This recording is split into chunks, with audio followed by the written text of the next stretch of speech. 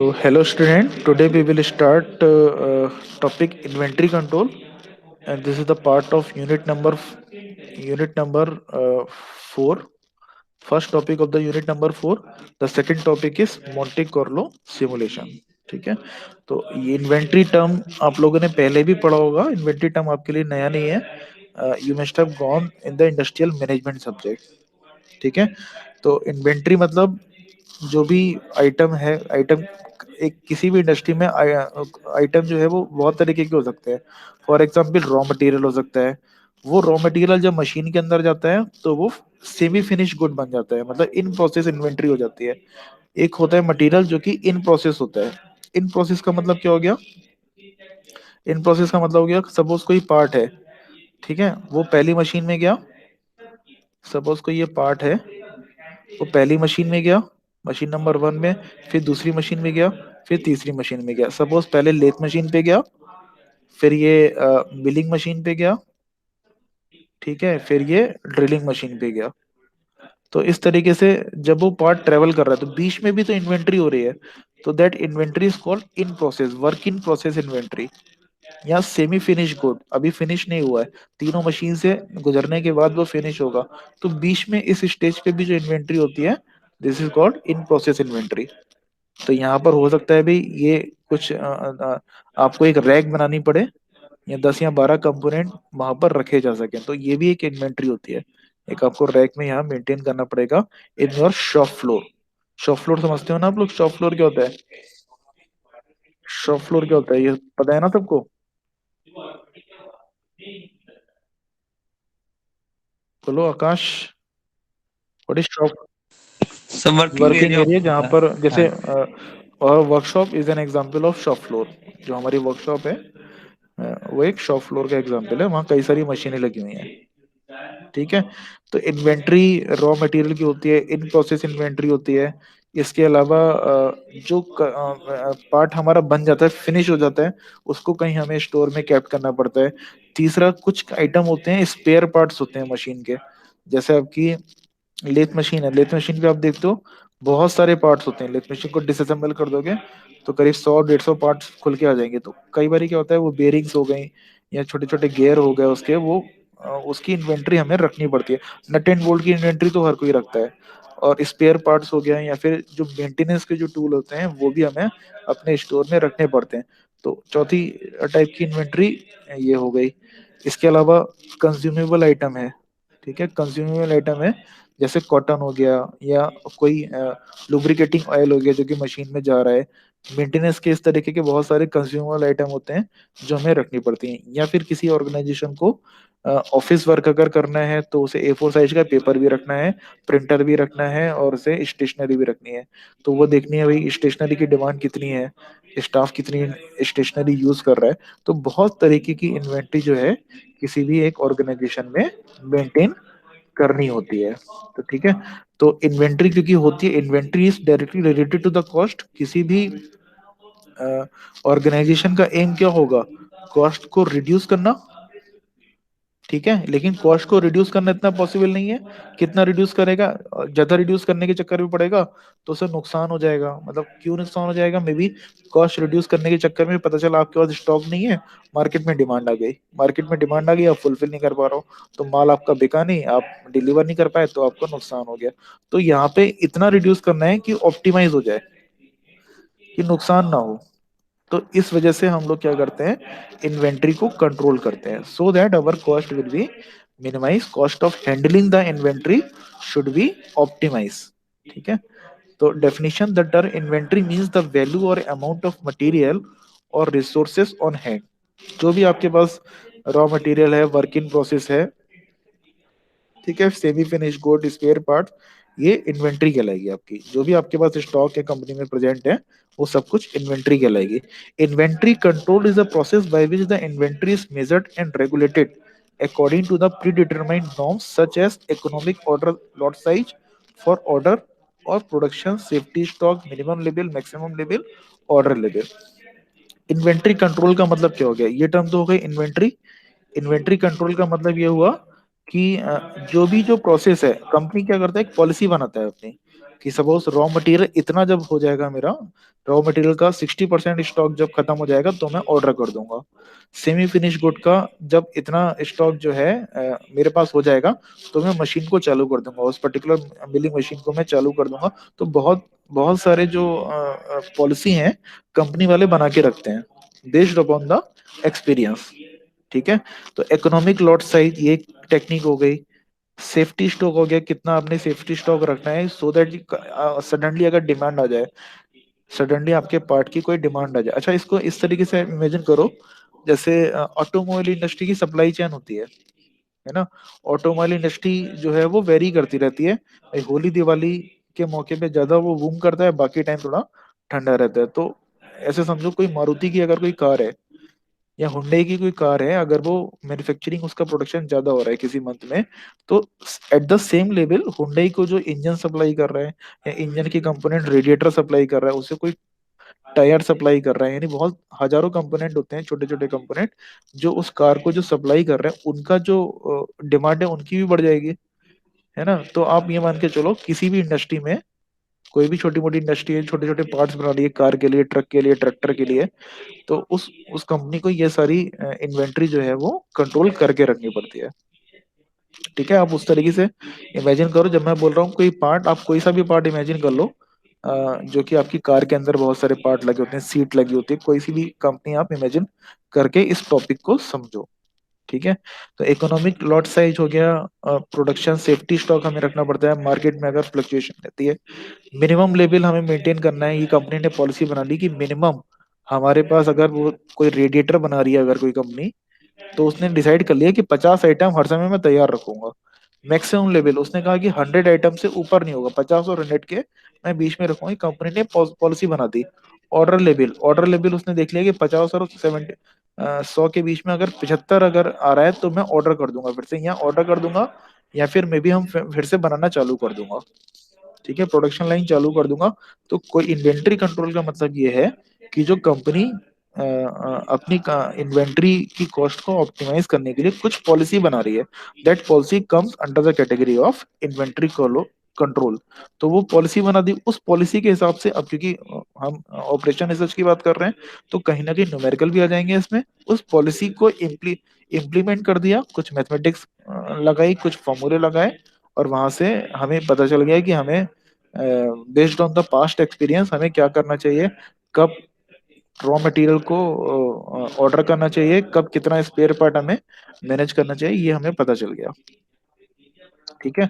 Inventory control is a technique of maintaining the size of the inventory at some desired level, keeping in view the best economic interest of an organization। तो one is the same thing जो मैंने बताया आपको, economic interest. अच्छा, ये तो आपको पता है ना कि कोई भी आप स्टॉक अगर आप खरीदते हो, कोई भी रॉ मटेरियल खरीदते हो, तो आपको पे करना पड़ता है इंटरेस्ट। जैसे सपोज आपने अपनी कंपनी, इंटरेस्ट का कंसेप्ट तो पता होगा ना आपको। कोई भी रॉ मटेरियल है, सपोज आपने 1 लाख का रॉ मटेरियल लगा लिया, 1 लाख का रॉ मटेरियल आपने अपनी कंपनी में लाके रख लिया। ठीक है। 1 साल तक आपने रखा, 1 साल तक आपने रखा, 1 ईयर तक, तो उसकी वैल्यू कितनी हुई? 1 ही लाख रही ना। उस रॉ मटेरियल की वैल्यू तो उतनी 1 लाख रही। साथ ही साथ उस 1 लाख के माल को आपको मेंटेन करने के लिए आपको एक स्टोर इंचार्ज रखना पड़ा। ठीक है। एक आपको वेयर हाउस देना पड़ा। ठीक है। उसके अलावा मे बी अगर इसमें डिटेरियोट हो जा रहा है, मतलब इसमें कुछ जंग लग जा रही है, या फिर कुछ सामान जो है वो डैमेज हो जा रहा है, या चूहे कुतर जा रहे हैं, कुछ इस तरीके का सामान है जो डैमेज हो जा रहा है। प्लस अगर थेफ्ट है, अगर चोरी होने का भी डर है। ठीक है। तो बहुत सारी चीजें हैं। तो एक तरीके से 1 लाख के जो सामान है उसकी कॉस्ट जो है वो एक तरीके से इफेक्टिवली मे बी 85,000 रह जा रही है। तो सारा उसको मेंटेन खर्चा जो करना पड़ रहा है। अगर यही पैसा आप किसी बैंक में रखोगे तब क्या होगा? अगर यही पैसा आप किसी बैंक में रखोगे तो क्या होगा? बैंक क्या करेगा? Sir minimum interest. 4% का इंटरेस्ट देगा। ठीक है। मिनिमम 4% का इंटरेस्ट देगा, तो 1 लाख की जगह 1,04,000 रुपये आपके बन जाएंगे। तो इसीलिए हम लोग क्या करते हैं, इन्वेंट्री को बहुत ज्यादा हाई नहीं कर सकते हैं।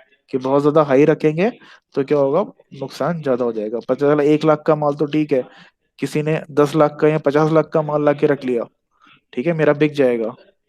तो वो जो है प्लानिंग उसकी अगर फेल हो गई तो बहुत ज्यादा नुकसान हो जाता है। तो this is all about the inventory control, कि इन्वेंट्री हमें कितनी रखनी है ये डिसाइड करना ऑप्टिमम लेवल पे। This is called inventory control. तो objective of inventory control to meet, तो बहुत सारे पॉइंट्स हैं, मैं फटाफट पढ़ते चला जा रहा हूँ। To meet unforeseen demand due to the variation in the forecast figure and actual figure, to average out demand fluctuation due to the seasonal और साइक्लिक वेरिएशन, तो वो दोनों सेम ही चीज हो गई। To meet the customer requirement timely, effectively, efficiently, smoothly and effectively, तो customer की रिक्वायरमेंट हमारी टाइमली मीट होते चले, इस वजह से हम थोड़ी बहुत इन्वेंट्री रखते हैं। जो सेम जो हमारा फिनिश गुड होता है उसका 50 या 100 या 150 का हमें करना पड़ता है। To smoothen the production process, तो पता चला प्रोडक्शन में आपका ब्रेकडाउन हो गया किसी मशीन का, लेथ मशीन का, उस ब्रेकडाउन को संभालने के लिए आपके पास स्पेयर पार्ट ही नहीं है, उस मशीन का वो कंपोनेंट ही नहीं है, तो आप सपोज बेरिंग लगनी है वो आपके पास है ही नहीं, तो ये प्रोडक्शन प्रोसेस हमारा स्मूथली चलता रहे, इस वजह से भी हम इन्वेंट्री रखते हैं। To facilitate intermediate production of several product on the same facility, to gain economy of production और परचेज इन लॉट्स। मैं इसको पढ़ता चला जा रहा हूँ, जहाँ कोई पॉइंट समझ में नहीं है मुझे बता देना। To reduce lost due to the changes in price of inventory item, पता चला आपने कुछ इन्वेंट्री 10 लाख की इन्वेंट्री कैट कर ली, उसका प्राइस डाउन हो गया तो वो आपका नुकसान हो जाएगा। तो वो नुकसान से बचने के लिए भी हमें मिनिमम लेवल पे इन्वेंट्री रखनी पड़ती है। To meet the time lag for transportation of good, तो ऐसा भी नहीं है कि भाई ट्रांसपोर्टेशन आप ट्रांसपोर्टेशन में क्या होता है कि जब आप ज्यादा क्वांटिटी आप मंगाते हो तो ट्रांसपोर्टेशन कॉस्ट कम देनी पड़ती है, कम क्वांटिटी मंगाते हो तो ट्रांसपोर्टेशन कॉस्ट ज्यादा लगती है। तो इन दोनों के बीच का हमें रास्ता अपनाना पड़ता है। हम ऐसा भी नहीं हम 10 बार ऑर्डर करें पूरे साल में, ऐसा भी नहीं करना है हमें। हमें मिनिमम ऑर्डर जो है कितनी बार करना चाहिए ये भी डिसाइड करना है। ज्यादा ऑर्डर करेंगे तो हमें इन्वेंट्री कैप करनी पड़ेगी, बहुत सारी दिक्कतें। कम ऑर्डर करेंगे तो ट्रांसपोर्टेशन कॉस्ट हमें ज्यादा देना पड़ेगा। तो दोनों के बीच में time lag between the transportation of goods, this is also come under the category of inventory control. To meet the technological constraint of production and process, to balance various cost of inventory such as order cost और setup cost and inventory carrying cost, तो इन सब के बारे में हम बहुत detail में पढ़ेंगे।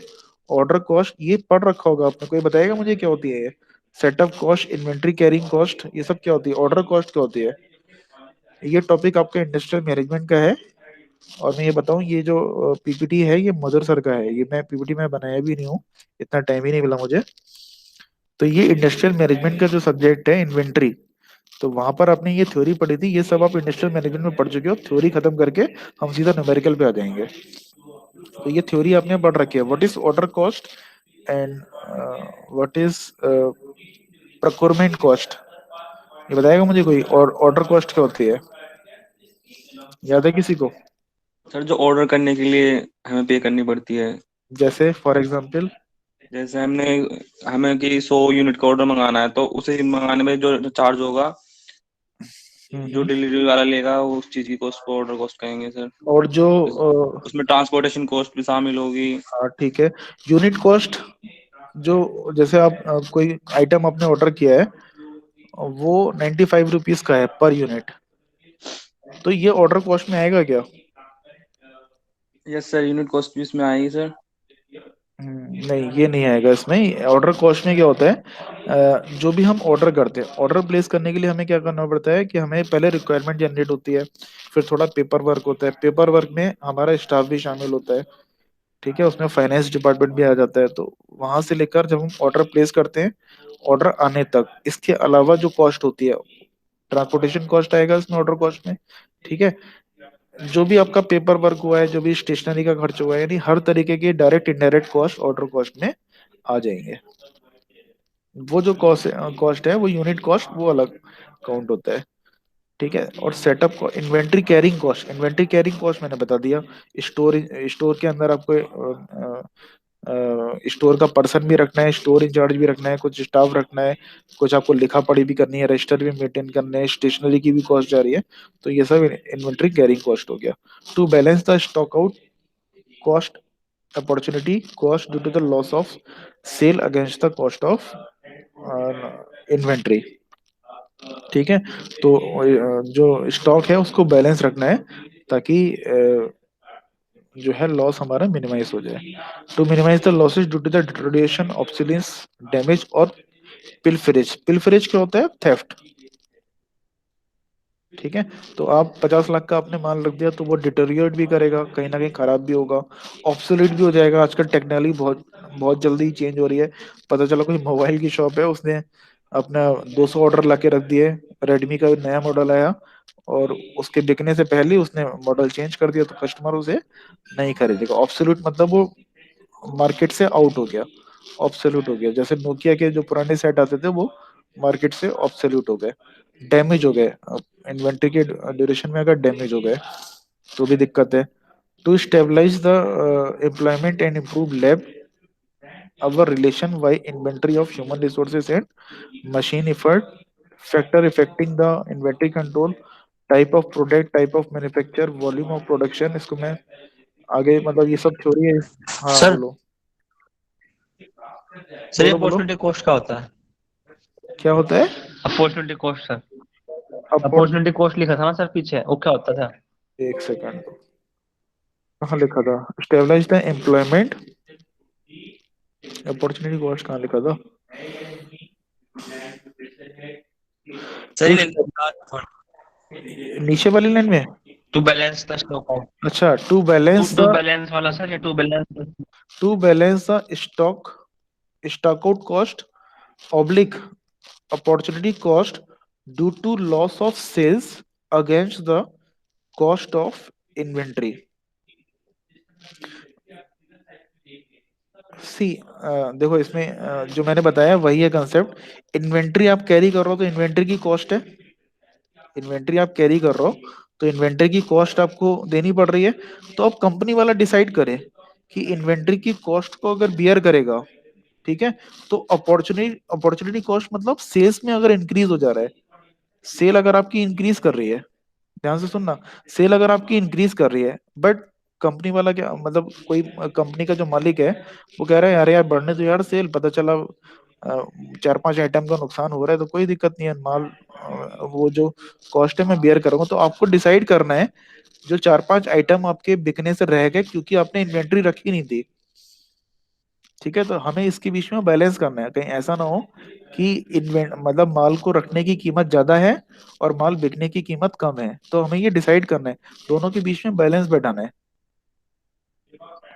समझे या नहीं समझे? अपॉर्चुनिटी कॉस्ट जो सेल्स, जो डिमांड डिमांड आपकी बढ़ रही है, तो डिमांड बढ़ रही है आपके, अगर 5 आइटम और बिक रहे हैं तो 5 आइटम में वो मैन्युफैक्चरर डिसाइड करेगा उस 5 आइटम में सपोज 50 रुपए का फायदा हो रहा है, तो वो 50 रुपए का फायदा देखे या इन्वेंट्री रखने में उसे अगर 60 रुपए का फायदा हो रहा है, 60 रुपए का नुकसान हो रहा है, मतलब इन्वेंट्री रखने में 60 रुपए लग रहे हैं और बिक रहा है, प्रॉफिट हो रहा है 50 रुपए, तो वो क्या करेगा? इन्वेंट्री नहीं रखेगा, वो ये वाली अपॉर्चुनिटी कॉस्ट में थोड़ा कॉम्प्रोमाइज कर लेगा। लेकिन यहाँ अपॉर्चुनिटी कॉस्ट उसकी 150 हो रही है और इन्वेंट्री 60 रुपए लग रहे हैं, तो वो क्या करेगा? इन्वेंट्री रखेगा। ये सब ऐसे ही हैं टॉपिक, तो कॉमन सेंस वाले टॉपिक हैं। ठीक है ओके अश्विनी, सर। है ना? तो ये तो लपेटने वाले ठीक है सर। टॉपिक हैं, समझो आप इसे। कहने का मतलब ये अपॉर्चुनिटी कॉस्ट वो हो गई अगर आपने सपोज 10 लाख का माल रख लिया तो आपको मालूम है मेरा बिक जाएगा 10 लाख का माल। ठीक है, मतलब इन्वेंट्री रखना मेरे लिए फायदेमंद है, मेरा माल बिक जाएगा, तो ये अपॉर्चुनिटी कॉस्ट हो गई। ठीक है, तो ये सारी जो टर्म है बुक टू बुक वेरी करेंगे, मैंने जो पीपीटी है मैं उससे आपको समझा रहा हूँ। ये सब बुक टू बुक फैक्टर जो है आपके वेरी करते हैं। Factor affecting the inventory control, type of product, type of manufacture, value of production, benefits of inventory control, ये देख लेना, वही सब पॉइंट रिपीट होंगे इसमें और कुछ नहीं है। Benefits of inventory control, nature of inventory, dependent demand, demand for one product is link with the demand of another product and सब assembly, independent demand, demand for a product service अगर independently of demand for any other or part of the service। मतलब ये independent demand एक तो हो गया कि inventory आपकी लिंक है, जैसे कोई प्रोडक्ट है वो पहले लेथ मशीन पे जा रहा है, फिर ड्रिलिंग मशीन पे जा रहा है, फिर ग्राइंडिंग पे जा रहा है। ये सब आपस में लिंक हो गया। जो स्पेयर पार्ट्स हैं या इंडिपेंडेंट है, सर्विस पार्ट है, लुब्रिकेंट है, कटिंग ऑयल है, ग्रीस है, ये सब इंडिपेंडेंट है। ये इंडिपेंडेंट इन्वेंटरी की कैटेगरी में आ गया। डिपेंडेंस इसको स्किप कर रहा हूँ, कुछ नहीं है इसमें। अकाउंटिंग, अकाउंटिंग फॉर इन्वेंट्री, ठीक है। In process inventory, in a batch production inventory, कुछ नहीं है, कुछ बहुत इंपॉर्टेंट नहीं है। डिस्ट्रीब्यूशन ऑफ इन्वेंट्री अकाउंट, मतलब जनरली जो कैपिटल गुड्स होते हैं, जो भारी भरकम गुड्स होते हैं, जैसे एयर कंडीशन हो गया, या वो हो गया आपका, मतलब बड़े आइटम जो हो गए, कार वगैरह हो गया, तो इसका कोई भी वो ऑर्गेनाइजेशन है, वो रॉ मटेरियल का 60%, ये एक मतलब एक सजेस्टिव है, किसी किताब से लिया होगा ये, तो ये एक सजेशन है। तो वो जनरली कैपिटल गुड्स में रॉ मटेरियल की इन्वेंट्री 60%, गारमेंट की इंडस्ट्री में 30% रखते हैं। कंज्यूमर जो प्रोडक्ट होते हैं, जो डायरेक्टली आपको मिल जाते हैं, उसमें 5% इन्वेंट्री रॉ मटेरियल की रखी जाती है। WIP इतना वेरी करती है, 20, 50, 55 and 10%। Finished good at factory, यानी 20% की इन्वेंट्री रखी जाती है कैपिटल गुड्स। कोई अगर वॉशिंग मशीन या बड़े बड़े आइटम आप बना रहा हो, तो उसकी 20% इन्वेंट्री एक कंपनी रखता है। गारमेंट की 5% रखता है, कंज्यूमर की 30% रखता है। तो ये एक सजेशन है, ये इतना जनरली मेंटेन करके रखती है। टाइप्स ऑफ इन्वेंटरी कॉस्ट, ये मैं अच्छे से बाद में डिस्कस करूंगा, क्योंकि this is very very important. मतलब मेन टॉपिक हमारा यहीं से स्टार्ट हो रहा है, अभी तक तो थ्योरी हो गई। तो ये बहुत समझना बहुत जरूरी है। जब हम न्यूमेरिकल सॉल्व करेंगे, तो ये सारी कॉस्ट में हमें डिफरेंस पता होना चाहिए। इन सारी की सारी कॉस्ट में डिफरेंस पता होना चाहिए, तभी हम न्यूमेरिकल अच्छे से कर पाएंगे। तो अगेन मैंने बताया, न्यूमेरिकल थोड़ा स्मॉल होगा, छोटा सा न्यूमेरिकल होगा, बट दिक्कत आएगी समझने में कि उसकी यूनिट क्या है। कॉस्ट की यूनिट है, कॉस्ट पर यूनिट आइटम दे रखा है, या इस एक पर्टिकुलर डे में कितना खर्चा आ रहा है, बहुत सारी चीजें होंगी, हम न्यूमेरिकल में डिस्कस करेंगे। तो इसको मैं यहीं पर एंड कर रहा हूँ। Types of inventory cost we will discuss in the next lecture.